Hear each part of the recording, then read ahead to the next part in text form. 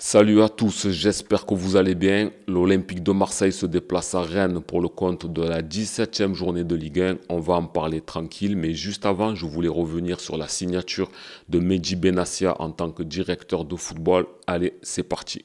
C'est vraiment une très bonne nouvelle de voir Mehdi Benassia signer officiellement en tant que directeur du football. Ça faisait un an qu'il était là, il était conseiller du président, il a pris le taureau par les cornes et a fait de très belles choses, mais il ne pouvait pas signer en tant que directeur sportif directement à l'Olympique de Marseille car il était agent de joueur et depuis quelques années on ne peut plus passer du statut d'agent de joueur pour rejoindre un club en ayant des fonctions officielles. C'est pour ça qu'il a été conseiller pendant toute cette année et ça a permis aussi à Franck McCourt et à Pablo Longoria de voir ce que Mehdi Benassia pouvait donner sur une année.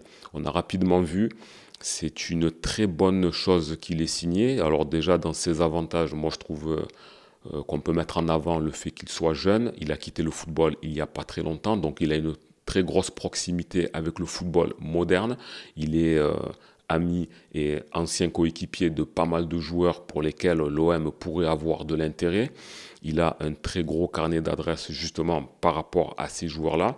Le fait qu'il ait été agent aussi lui a permis de connaître véritablement bien les contrats, les coulisses, d'étoffer encore une fois son carnet et de connaître l'envers du football après les terrains.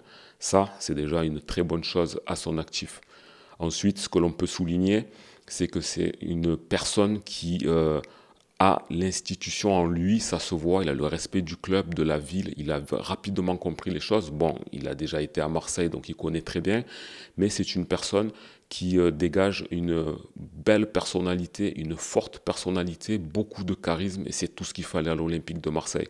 Pour être honnête, les gars, c'est la première fois depuis longtemps que je suis très content de la signature d'un dirigeant à l'OM, parce que je suis convaincu que c'est la personne idoine pour le projet.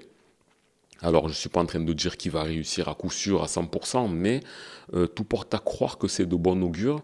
Il a déjà prouvé, c'est quelqu'un qui est fortement respecté dans le milieu du football. Il est donc respecté et respectable.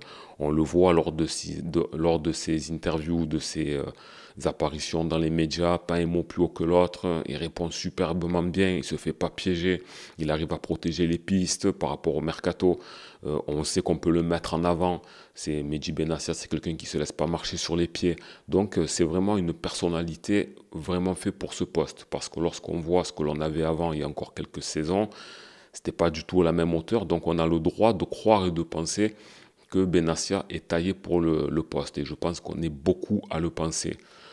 Un autre avantage de le voir signer officiellement à la maison marseillaise, c'est pour moi qu'il va réussir un petit peu à canaliser Pablo Longoria qui en a besoin. Longoria, c'est un très bon président, content qu'il soit là. Il a fait de très bonnes choses, d'autres un peu moins. Il essaie de corriger le tir parce que son principal défaut, c'était de ne pas arriver à conserver une équipe stable qu'on puisse inscrire dans la durée. Et je pense que c'est Mehdi Benassia qui va vraiment pouvoir l'aider sur ça.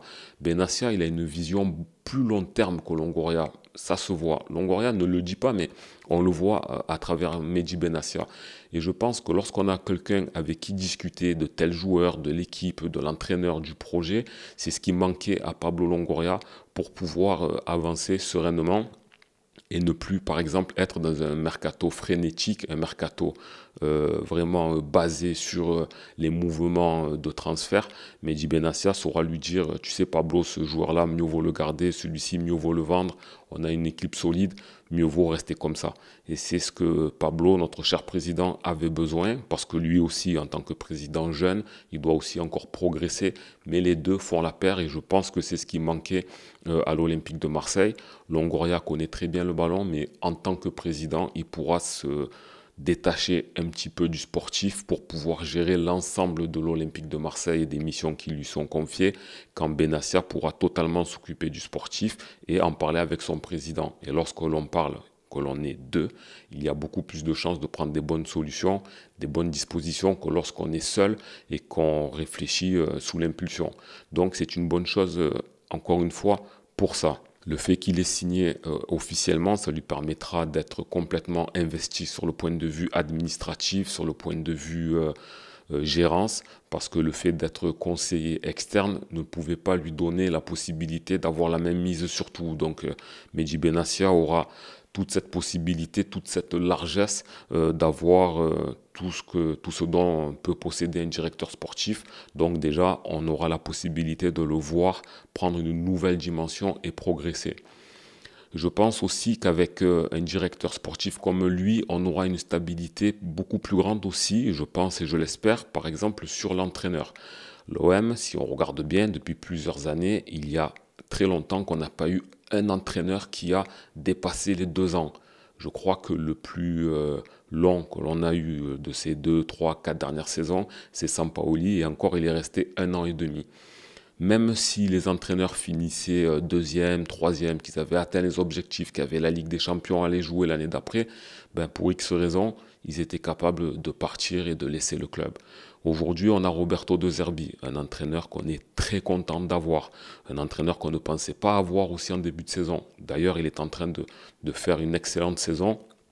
Tout le monde lui fait confiance, il aime Marseille, Marseille l'aime, il est capable de mener l'OM dans de très bonnes dispositions. À la fin de la saison, on l'espère.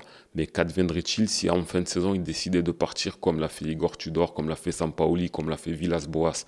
Là, avec un Mehdi Benassia, je pense que ça sera beaucoup plus carré de ce côté. Tout est à parier que si De Zerbi réussit sa mission, qui mène l'équipe où on lui a demandé de la mener, ben, la structure que Benassia et Longoria vont proposer ensemble permettra à De Zerbi de continuer sa mission. Et là, l'OM sera véritablement dans un progrès. Donc je suis en train fortement de l'encenser, mais je ne suis pas en train de dire ça y est, il est là, on va gagner, c'est sûr et certain. Mais c'est la première fois que je sens que lorsqu'on me dit en début de saison, il y a un projet qui va être installé sur 3 ou 4 ans, c'est la première fois depuis longtemps que j'y crois, que je me mets à espérer. Parce que quand on voit Benassia, qu'on voit Longoria qui essaie de corriger ses erreurs, qu'on voit un Franck McCourt qui est un peu plus impliqué, qui prend les bonnes décisions, qui injecte l'argent quand il faut, on est carré, qu'on a un entraîneur comme De Zerbi, qu'on commence à avoir une très bonne équipe avec de très bons joueurs que l'on tente de conserver, ben on a le droit d'y croire et d'y penser. Donc on va lui souhaiter bonne chance dans ses nouvelles fonctions. On est très optimiste et on espère qu'en fin de saison, ben, on sera déjà au rendez-vous de ce qu'on s'est fixé cette année. 17e journée de Ligue 1, l'Olympique de Marseille se déplace à Rennes. C'est un match qui fait plaisir parce que c'est quand même une belle affiche sur le papier. L'OM est en pleine bourre, on est sur des belles victoires, on est second au classement. Les équipes nous craignent, nous on craint quasiment plus personne. Tout le monde est en train de progresser, on est sur une belle pente, on espère continuer, donc on va vraiment espérer un beau match de la part de nos Olympiens, surtout qu'on a appris aujourd'hui, jeudi, qu'enfin l'OM pourra se déplacer avec ses supporters. C'est drôle de devoir appuyer ça avec un fort contentement parce que c'est tellement rare qu'il faut le souligner. Donc déjà qu'à l'extérieur, on réussit pas mal parce qu'on est bon depuis le début de la saison.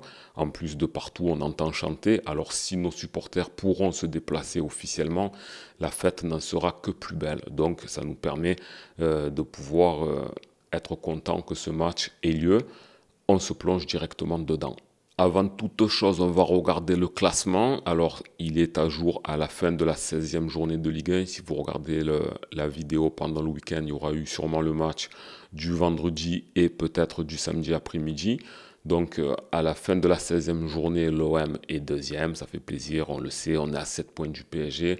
On a 3 points d'avance sur l'AS Monaco et on en compte 5 sur Lille. Donc, tout porte à croire que si l'OM joue bien au ballon, que l'on remporte la victoire, qu'on conserve notre seconde place et on va espérer des faux pas de la part des concurrents. Où en est Rennes? Alors là-bas, c'est vraiment pas la joie. Ils sont actuellement 13e au classement. C'est pas une équipe qui nous habitue à être dans les bas-fonds du classement. C'est plutôt une équipe lors des saisons précédentes qui a tendance à être quatrième, cinquième maximum. Des fois, ils sont troisième pendant une grosse partie de la saison. Une équipe offensive qui propose du beau jeu, qui ne prend pas beaucoup de buts. Et bien, cette saison, ils ont eu beaucoup de difficultés. C'est pour ça que Rennes tente pendant ce mercato de remettre un renouveau, déjà avec l'arrivée de Sampaoli, qu'on connaît très bien, qu'on aura beaucoup de plaisir à affronter. Et Rennes s'est beaucoup renforcé En tout cas, avec deux recrues en la personne de Brice Samba, gardien que l'on connaît très bien, qui a quitté le RC Lens pour rejoindre le Stade Rennais, et Seko Fofana, notre bourreau. On s'en souvient, il y a même pas 2 ans, quand il était à Lens, il nous a fait très mal à la tête, celui-ci. Il y a aussi d'autres recrues qui sont en phase de venir. En tout cas, l'état-major rennais est en train d'investir fortement pour tenter de remonter la pente et d'accrocher la Ligue Europa au minimum pour eux. Donc c'est pas la joie quand on regarde aussi leurs matchs. Lors de cette saison, ils ont effectué 5 victoires, 2 nuls, 9 défaites. Comme on disait, ça ne leur ressemble pas trop. En ce qui concerne les 5 derniers matchs, ils sont plutôt réguliers. Défaite, victoire, défaite, victoire, défaite. En gros, c'est une équipe régulière mais qui marque le pas tous les 2 matchs. Donc c'est quand même assez difficile pour eux, surtout que lors de la dernière journée, ils ont perdu face à Nice, avec un Mandanda qui n'était pas en forme, surtout parce qu'il devait savoir ce qui se tramait en coulisses par rapport à l'arrivée de Brice Samba. Si on reste objectif et qu'on regarde les deux formations, l'OM est nettement au-dessus, hein. Il suffit tout simplement de voir le classement. L'OM a déjà beaucoup plus de victoires, on encaisse beaucoup moins de buts, on en marque beaucoup plus. On va jouer chez eux, mais l'OM est bon à l'extérieur, donc on ose croire, espérer que l'OM est capable de battre Rennes là-bas. Il faudra quand même se méfier donc de l'arrivée des deux joueurs tels que déjà Brice Samba qui est un excellent gardien, Seko Fofana qui aura à cœur de briller pour son retour en Ligue 1 et qui va vouloir montrer directement à tous les supporters et à ses dirigeants qu'ils ont fait le bon choix de le prendre. Il va vouloir briller d'entrée, donc se méfier de lui. Bon, il y a des chances qu'il ne soit pas encore parfaitement au point dans le collectif avec ses coéquipiers, mais il faudra se méfier de lui. Il y a d'autres dangers parce qu'ils ont de belles personnalités en attaque avec Ludovic Blas, avec Bourigeaud, Kalimundo qui a marqué déjà 7 buts cette saison. Donc il faudra quand même se méfier. Après, on ne sait pas trop encore pour l'instant ce que Sampaoli leur apporte, s'il joue un petit peu comme il jouait avec l'OM, mais tout porte à croire qu'ils vont tenter de nous faire sortir pour partir en contre, parce que on sait que Sampaoli, c'est pas de la projection, c'est plutôt on est regroupé derrière, on essaie de faire tourner le ballon jusqu'à trouver la faille, et comme l'OM est en très bonne dynamique, on va tenter d'attaquer d'entrée. Il faudra être prudent sur les projections rennaises, rester sur nos appuis, bien défendre pour tenter de les bloquer. Lors de ce match, il faudra marquer rapidement, comme ça on leur mettra un coup sur la tête et leur montrer qui c'est le patron, ne pas trop les laisser développer de jeu, parce que c'est ce genre d'équipe, pour remonter au classement, vont vouloir se faire les dents sur l'Olympique de Marseille, parce que battre l'OM, ça te réconcilie avec ton public, ça te permet d'avoir un match référence, etc., etc. Il ne faut absolument pas qu'on leur donne cette possibilité. Si on joue comme on l'a fait ces dernières semaines, contre Le Havre par exemple, même si beaucoup disent Le Havre c'était faible, bon, c'est pas tout le monde qui va mettre 5 heures à Le Havre. Moi je constate aussi une belle progression de l'OM, une belle progression collective, de très bonnes ressorties de balles, des consignes beaucoup mieux appliquées et une technique beaucoup plus au point, parce qu'on voit l'OM dans les passes, c'était beaucoup plus précis, on fait des passes piquées, on fait des passes dans le trou, il y a des bons redoublements, des bons 1-2, des frappes de loin qui sont cadrées, donc on a progressé aussi. Donc d'ailleurs on l'a vu face à Lille, qui est quand même un bon morceau. On a fait un match nul sur le point de vue comptable décevant, mais c'était un match qu'on aurait pu perdre il y a encore 1 mois et demi, 2 mois. Donc l'OM est en progression. Ils auront du pain sur la planche, les Rennais, mais il faudra quand même rester vigilant parce qu'il y a toujours cette motivation en plus face à l'OM. En ce qui concerne la compo, bon, c'est tout ce que De Zerbi, c'est pas un adepte du changement, mais il risque d'y en avoir un ou deux minimum par rapport au match du Havre. En défense centrale, peut-être que Kondogbia risque de revenir, mais d'après les dernières news, alors quand je tourne la vidéo, la conférence de presse n'a pas eu lieu, donc je ne sais pas si Kondogbia est sur le retour, mais tout porte à croire qu'il est vraiment incertain et qu'il y ait beaucoup de chances que Cornelius continue à être titulaire comme il a été contre le Havre.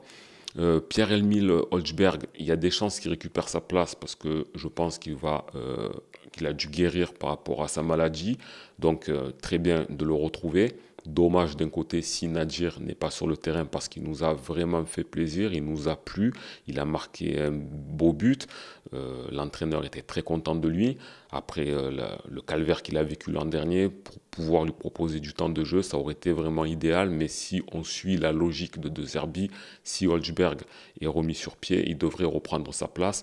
Après pour le reste, normalement, il n'y aurait rien de neuf. Peut-être Eli Wahi à la place de Mopé. J'ai vu des médias qui commencent à se poser la question, mais je ne pense pas que De Zerbi va se faire attendrir sur le fait que Wahi ait marqué un but.